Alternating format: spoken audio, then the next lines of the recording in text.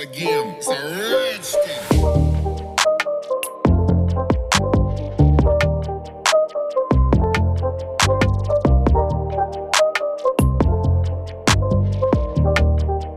Hey guys, welcome back to my YouTube channel.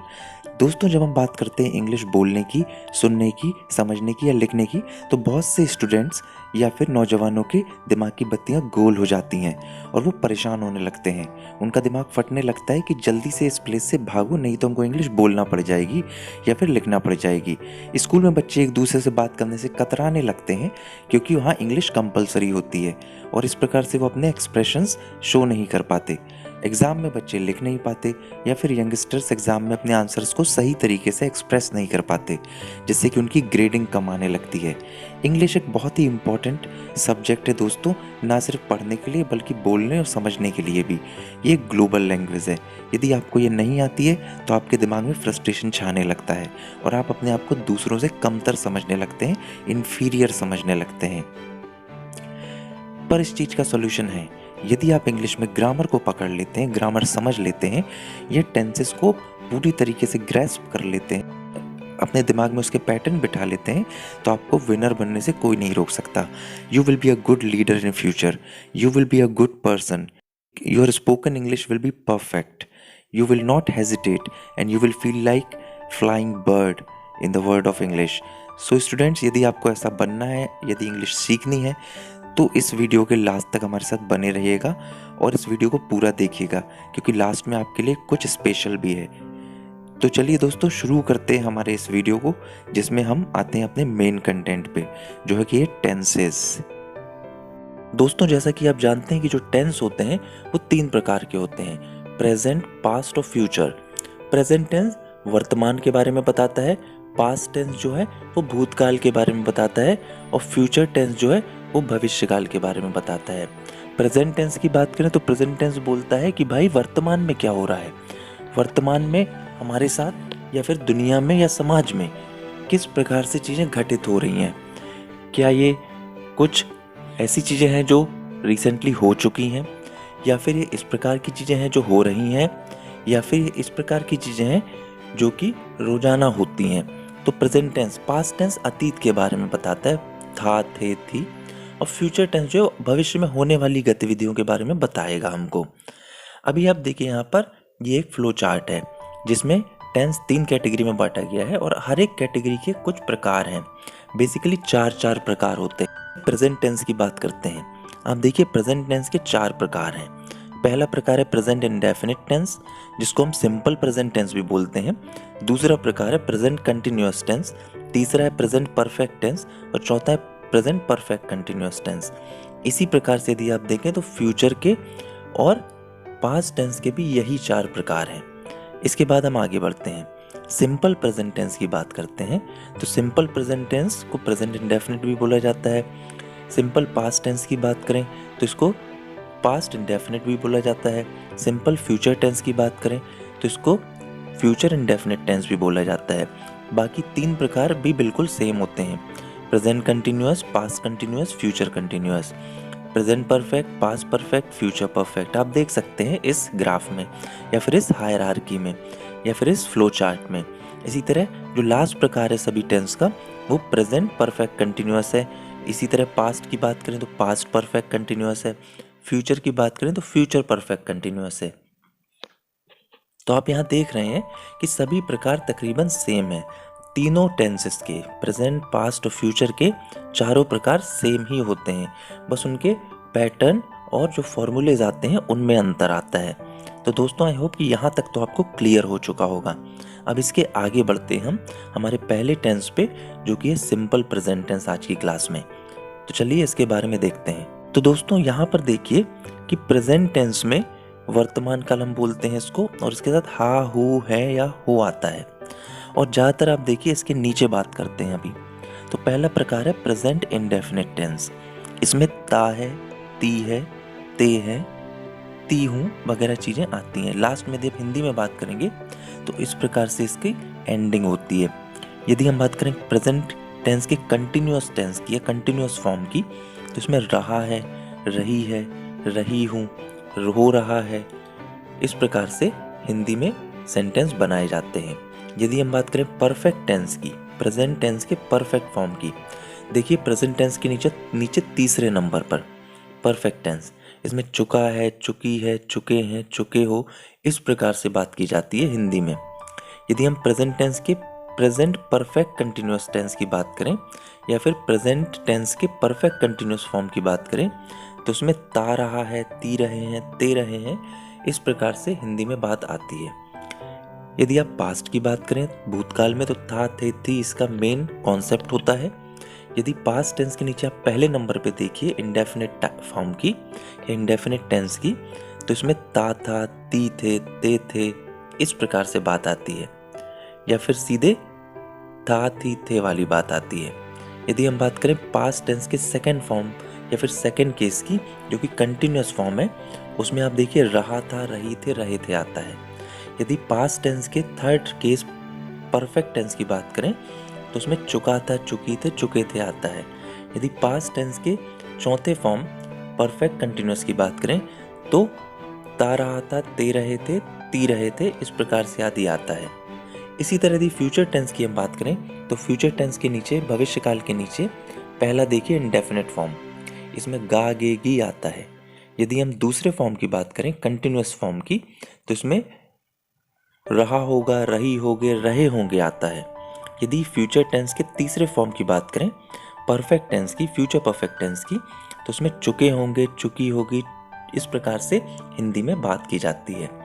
यदि future tense के चौथे form की बात करें परफेक्ट फ्यूचर टेंस की या perfect future perfect continuous tense की, तो उसमें से रही होगी, से रहे होंगे, से रहा होगा, इस प्रकार से बात की जाती है। तो ये कुछ हिंदी में जो पैटर्न है, ये हमको यदि आप हिंदी से इंग्लिश ट्रांसलेट करते हैं तो ये पैटर्न आपको पता होना चाहिए इस टेबल या इस चार्ट के अनुसार। तो इसमें हम आगे बात करेंगे कि प्रेजेंट टेंस में सिंपल या फिर इंडेफिनिट फॉर्म के किस प्रकार से फॉर्मूला होता है और कैसे इसको हमें कन्वर्ट करना पड़ता है इंग्लिश के सेंटेंसेस में। कुछ एग्जाम्पल्स भी हम देखेंगे। लास्ट तक इस वीडियो को जरूर देखिएगा क्योंकि लास्ट में हमारे पास एक एक्सरसाइज है जो आपको बहुत हेल्प करने वाली है। अभी आप देखिए इसमें आगे, ये तो हम जान गए हैं कि प्रेजेंट टेंस के 4 प्रकार होंगे, इसी तरह पास्ट के और इसी तरह फ्यूचर के, simple present, present continuous, present perfect और प्रेजेंट परफेक्ट कंटिन्यूअस टेंस। अभी देखिए प्रेजेंट सिंपल टेंस या इसी को प्रेजेंट इंडेफिनिट भी बोला जाता है। इसमें क्या हो रहा है, इसमें पॉजिटिव फॉर्म की बात करें तो रूल क्या लगता है, सब्जेक्ट आता है और वर्ब ऐड होती है और वर्ब में एस ई एस या आई एस लग सकता है। जैसे सब्जेक्ट देखिए सिंगुलर सब्जेक्ट है तो वर्ब में एस ई एस लगेगा, प्लूरल सब्जेक्ट है तो वर्ब में एस ई एस नहीं लगेगा, जैसे ही रन्स या फिर दे रन। अभी सिंपल प्रेजेंट टेंस में पैटर्न देखिए, सबसे पहले क्या बोल रहा है कि simple present tense is used to describe habits, unchanging situations, general truths and fixed arrangements. ये हैबिट्स बताए जाते हैं, इससे कुछ ऐसी सिचुएशंस बताई जाती हैं जो रोजाना होती हैं, कुछ सत्य बताए जाते हैं, ट्रुथ बताए जाते हैं जो बदल नहीं सकते, और कुछ अरेंजमेंट्स बताए जा सकते हैं। इसका पैटर्न क्या है, पॉजिटिव स्टेटमेंट बनाना है तो सब्जेक्ट होगा और वर्ब जुड़ेगी और वर्ब में एस या ई एस आएगा। यदि इसका नेगेटिव बनाना है तो सब्जेक्ट के बाद डू या डज के साथ नॉट आएगा, डू नॉट या डज नॉट, प्लस वर्ब की जो है वो फर्स्ट फॉर्म आ जाएगी नेगेटिव में, वर्ब की बेस फॉर्म आएगी। जब भी नेगेटिव होगा वर्ब की बेस फॉर्म, और क्वेश्चन मार्क में डू डज आगे जाएगा, सब्जेक्ट रहेगा और वर्ब की बेस फॉर्म रहेगी। जैसे एग्जांपल देखिए यहाँ पे, यदि हम पहले फॉर्म की बात करें तो सब्जेक्ट के साथ वर्ब की फर्स्ट फॉर्म है, एस ई एस लग सकता है और ऑब्जेक्ट होगा। तो देखिए यहाँ पे जैसे अफर्मेटिव में आई रन फास्ट, नेगेटिव क्या होगा, I don't run fast, interrogative क्या होगा, डू आई रन फास्ट, और क्वेश्चन मार्क लगाना नहीं भूलिएगा। अफर्मेटिव या पॉजिटिव सेंटेंस क्या होगा सिंपल प्रेजेंट टेंस का, you run fast, you do not run fast और डू यू रन फास्ट।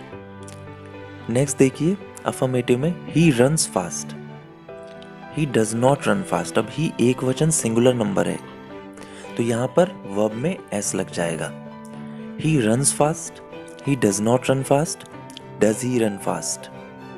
तो जब भी वर्ब में एस वाला पैटर्न रहता है अफर्मेटिव में, उसका क्वेश्चन या फिर उसका नेगेटिव बनाते वक्त डज आता है और वर्ब की फर्स्ट फॉर्म आ जाती है। इसी तरह it runs fast, it does not run fast, does it run fast. It रहेगा तो वर्ब में हमेशा एस आई एस लग सकता है। We run fast, we do not run fast, do we run fast, we के साथ वर्ब में एस नहीं लगता है। इस पैटर्न को और समझते हैं, आप देखिए। अफर्मेटिव मतलब पॉजिटिव, इसमें क्या है, सब्जेक्ट है, सब्जेक्ट के साथ वर्ब की फर्स्ट फॉर्म आएगी, उसमें एस लगेगा और ऑब्जेक्ट आएगा। जैसे मैं स्कूल जाती हूँ, मैं मतलब आई, जाने को गो विच इज़ वर्ब की फर्स्ट फॉर्म, इसमें एस नहीं लग रहा है क्योंकि आई के साथ एस नहीं लगता है वर्ब में। I go to school, negative क्या हो जाएगा, I do not go to school. Interrogative क्या हो जाएगा, do I go to school, वो जो डू है वो आगे आना है क्योंकि वर्ब की फर्स्ट फॉर्म थी। और डबल इंट्रोगेटिव क्या होगा, why do I go to school, मैं स्कूल क्यों जाती हूँ। कुछ इसके एग्जाम्पल देखते हैं। एग्जाम्पल देखिए यहाँ पे, पहला क्या है, my father goes to gym every day. भाई माई फादर क्या है, एक वचन है, सिंगुलर नंबर है, एक पर्सन है, सिंगल पर्सन है, तो वर्ब में एस आई एस लग सकता है। तो माई फादर गो नहीं होगा बच्चों, गोज होगा। सेकेंड स्टेटमेंट देखिए, she loves to play basketball, तो शी लव नहीं बोलेंगे, लव्स बोलेंगे क्योंकि एक वचन थर्ड पर्सन है। शी थिंक्स, आप बेसिकली सब्जेक्ट और वर्ब देखिएगा, she thinks he is very handsome. Fourth number का सेंटेंस देखिए, आई रन एवरी वीकेंड। अब आई के साथ रन्स नहीं आएगा, रन आएगा क्योंकि वर्ब की फर्स्ट फॉर्म आती है आई के साथ। वी प्ले, वी के साथ भी वर्ब की फर्स्ट फॉर्म आती है।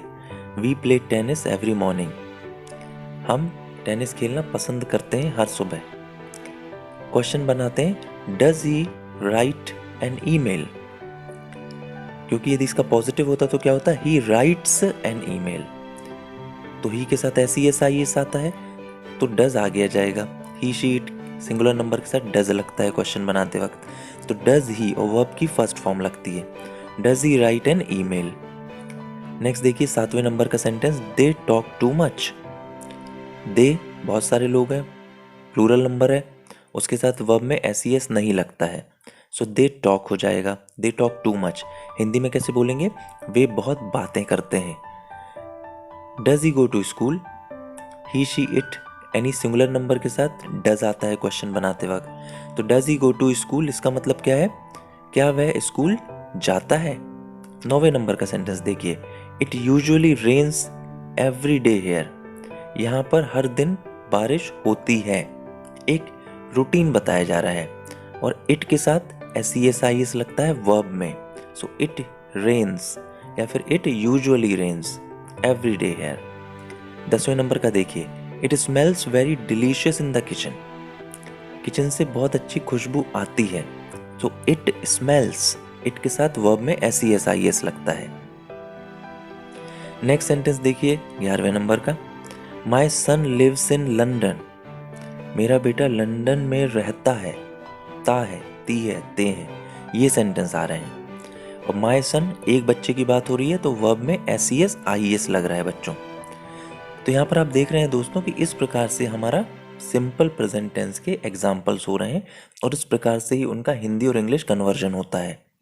नेक्स्ट सेंटेंस देखिए दोस्तों 12वें नंबर का, my sisters do the ironing, iron करना मतलब प्रेस करना, तो माई सिस्टर्स एस लगा हुआ है सिस्टर्स में, ये सिस्टर में, इसका मतलब है बहुत सारी सिस्टर्स की बात हो रही है, तो यहाँ पर वर्ब में एस आई एस नहीं आएगा, नहीं तो डज होता, एक सिस्टर की बात होती तो यहाँ पे my sisters do the ironing. 13 number का सेंटेंस देखिए, दे मेक द बेड, वे बिस्तर लगाते हैं, चादर लगाते हैं। नेक्स्ट सेंटेंस देखिए 14 नंबर का, my father always washes the car, my father always washes the cars, my father एक पर्सन है, सिंगुलर पर्सन है, तो वर्ब वॉश में एस आई एस लग रहा है, so my father always washes the cars. Next sentence देखिए, my teacher sometimes forgets his keys, my teacher एक पर्सन है, फॉरगेट में एस लग रहा है, आई लाइक आइसक्रीम, आई के साथ वर्ब में SES नहीं लगता है, सो आई लाइक। 17th देखिए, the students wear their uniform. Students, बहुत सारे बच्चों की बात हो रही है तो वर्ब में SES नहीं लग रहा है। इट स्मेल्स, इट है, इसमें वर्ब में SES लगता है। 19th देखिए, एलेक्स, एक पर्सन है, सिंगुलर पर्सन है, तो ब्रश जो है वर्ब है उसमें SES लग रहा है, तो यहाँ पे ब्रश का ब्रशेज हो जा रहा है। He gets up, first person है, सिंगल पर्सन है, तो ही के साथ गेट में S लग रहा है, तो गेट्स अप हो रहा है। दे स्पीक, दे बहुत सारे लोग हैं, थर्ड पर्सन है, तो वर्ब में SES नहीं लग रहा है। हम बात करें 21st नंबर के स्टेटमेंट की, they speak English in USA। 22 देखिए, वी में वर्ब में SES नहीं लगेगा, so we generally sing songs all together. We generally sing songs, हम ज़्यादातर गाने गाते हैं। 23 देखिए, we go to a gallery every Sunday. We है, इसमें वर्ब में SES नहीं लगता है, तो वी गो होगा। यदि he she it they any name होता, सिंगुलर नंबर होता, तो गोज हो जाता।